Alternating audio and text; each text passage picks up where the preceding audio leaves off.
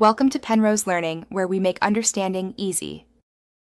In this video, I will explain how to use Apple Pay on your lock screen. It's a fantastic feature that allows you to make quick and secure payments without the hassle of unlocking your iPhone. We'll go over the straightforward setup process and then demonstrate exactly how to complete a transaction. This method is designed for maximum convenience, ensuring your payment experience is smooth and efficient every single time you need it. Let's dive in and make your mobile payments even easier. Before you can enjoy the convenience of Apple Pay from your lock screen, a quick setup is necessary. First, make sure all the cards you wish to use are securely stored in your Wallet app. Then, navigate to your iPhone settings, find Wallet and Apple Pay, and ensure the double-click side button feature is turned on.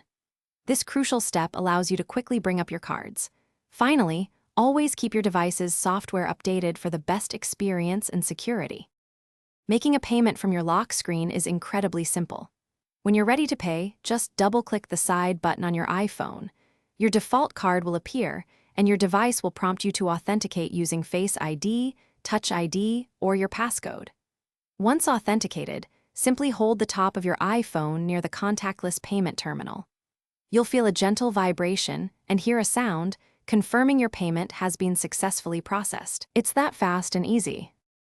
To ensure your Apple Pay experience remains both secure and convenient, here are a few helpful tips. Always keep your iPhone's software updated.